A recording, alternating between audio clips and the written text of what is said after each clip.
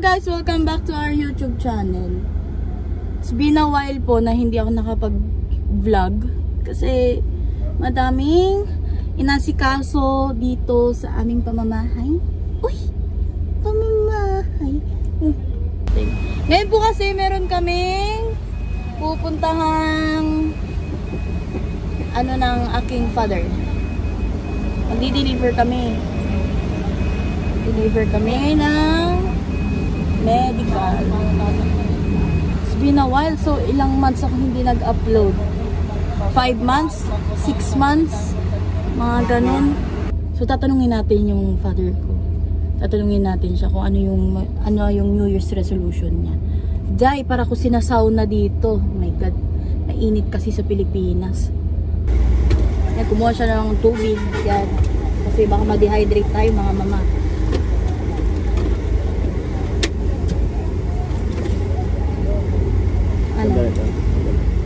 Nabili?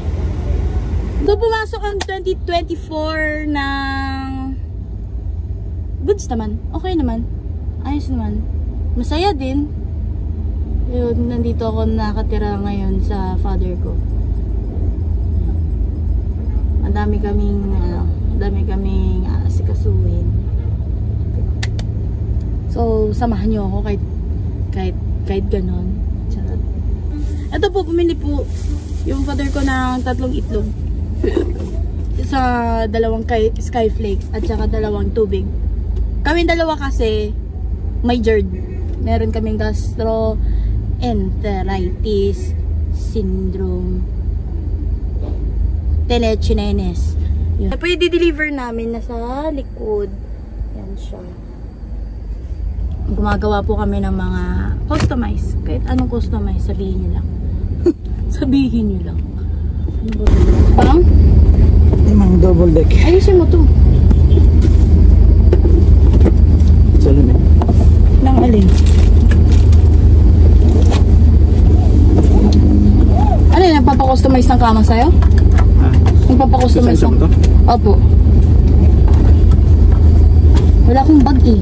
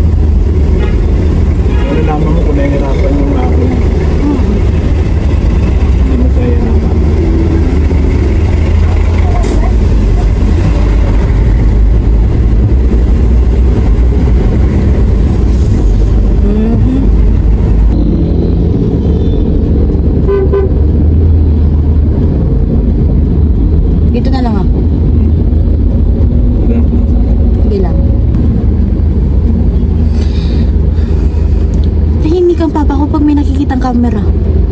Pero pag wala namang camera, ang daming word of wisdom. Ano yun? Medyo mainit ang panahon dito, guys. Ayan.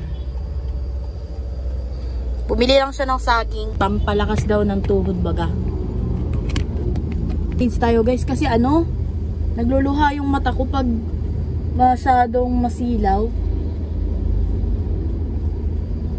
Kahit wala nang pagkakapitan sa ilong, kailangan kasi maano ang masilaw sa mata. Ang motto for today's video, keep moving forward, not backward. Yun lang, may MMDA. Tama ba to? Pwede ba ako dito mag-park? So, ayan po, nakabili na po ng Saging si Papa, pampalakas daw ng tuhod. Pampalakas ng tuhod. Ayun. Tatanungin natin siya kung ano yung motto in life niya this 2024. Bagong taon, bagong ikaw. Charot. Sige pa, ano yun? Ano yung motto mo in life ngayong 2024? Stay humble. Yun lang? Let go. Let God. Focus. Planning. Be happy.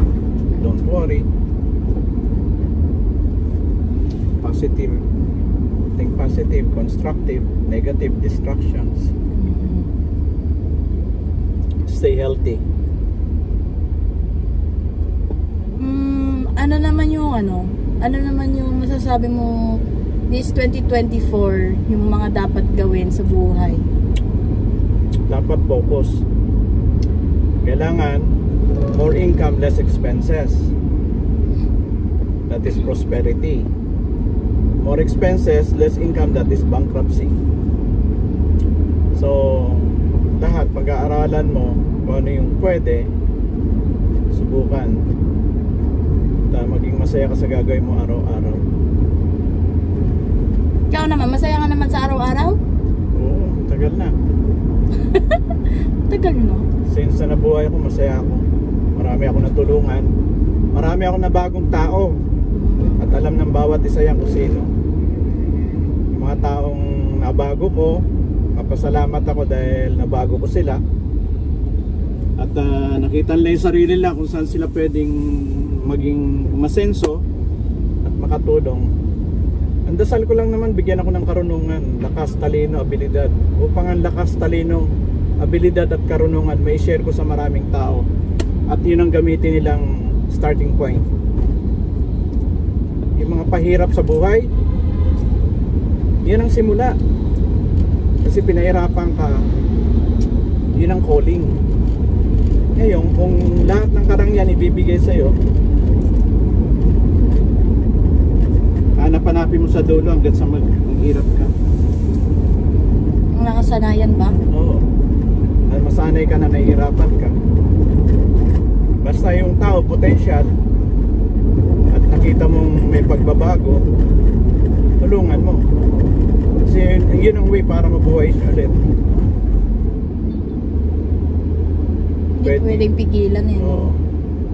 Kung doon ka pwedeng mabuhay, gawin mo. Maging masaya ka doon.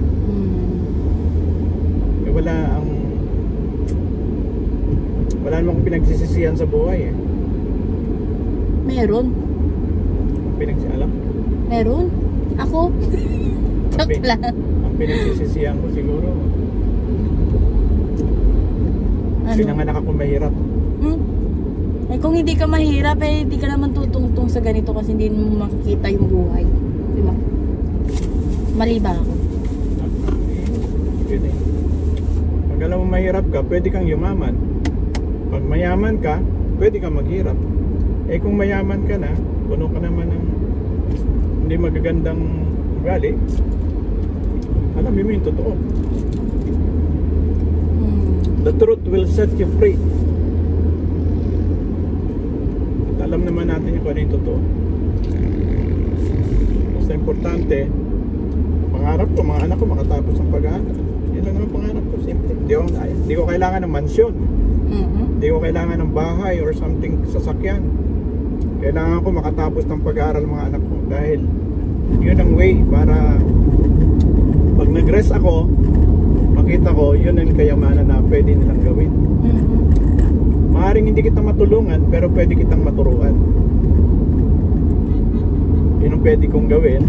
Kayamanan, pinag-aawayan lang yan. Daig ng mabilidad ang matalinong tao. Abilidad lang, sapat na. Hindi kailangan. Your decision makes your own destiny. Decision mo yan. Kaya yung destiny nandun kasunod. At kung kapalaran mo talagang umunlad, bakit hindi? Kung nagsisikap ka, tabayan mo lang ng dasal.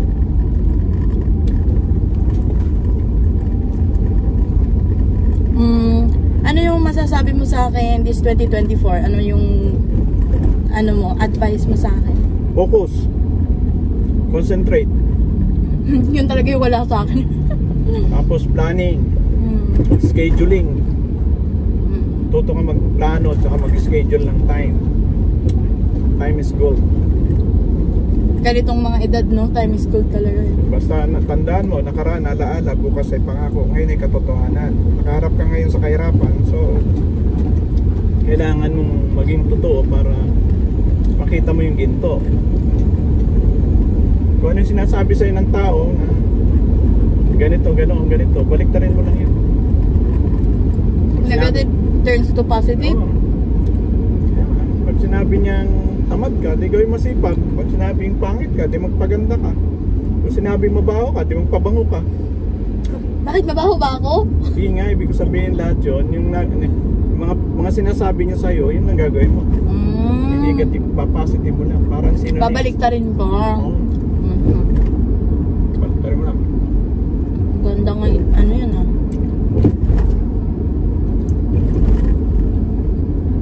Ayun, pupunta kami ng Manila. Saan ba tayo ngayon pala? Sa Avenida. Avenida mo na? Ito dapat ang nagawa ko. Kasama ko yung mahal ko, kasama ko yung gusto kong tao. Ay, masaya ako. Panood mo ba yung sinend ko sa'yo kagabi?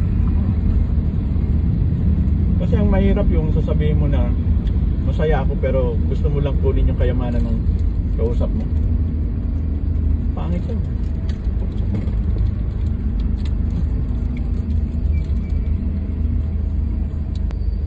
Sa totoo lang talaga,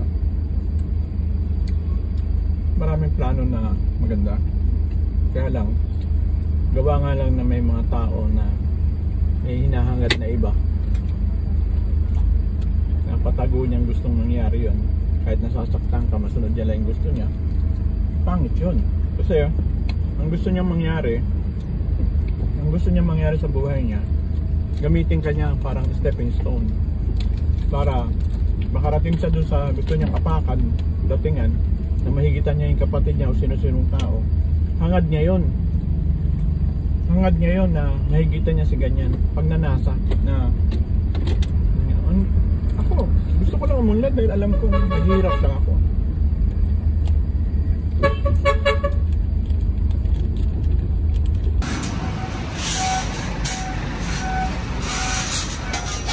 Bakit may ano? Matamak sa... Wait.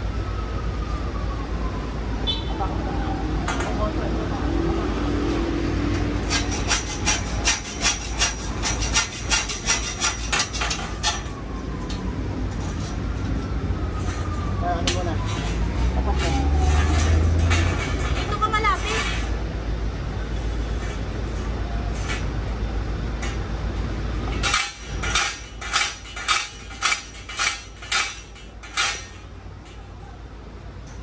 Dito ka malapit para kita ka. Doon.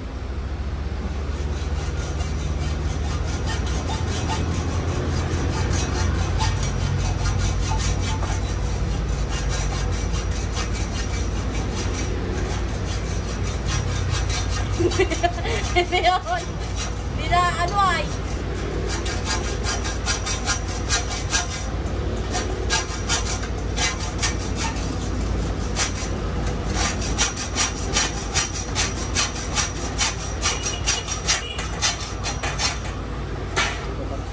Kaya lang natin, ano? Ha? Ba? Kaya lang natin bibilangin.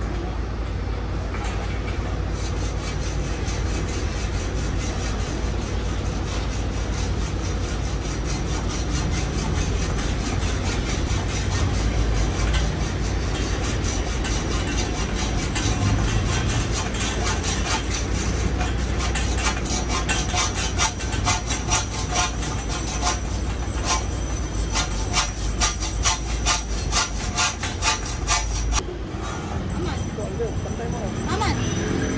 Iya, ano pa naman? Ayan, oh.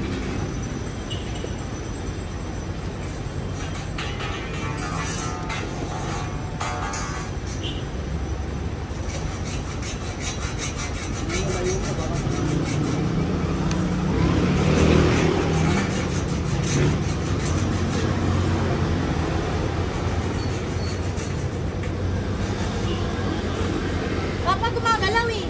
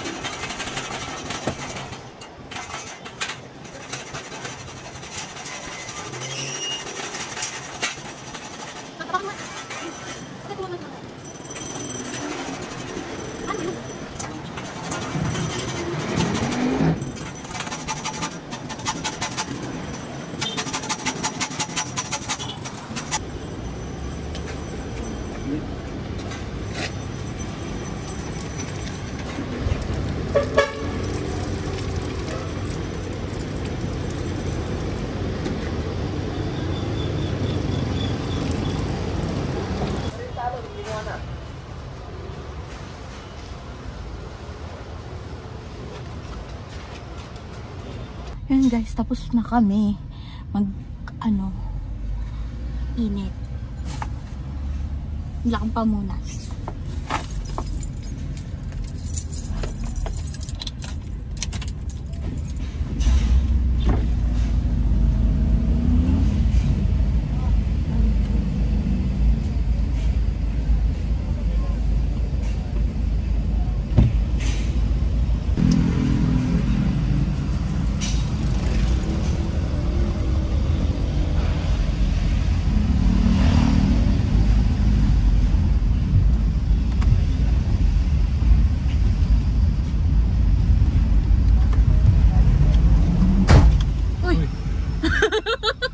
Sabay pa tayo.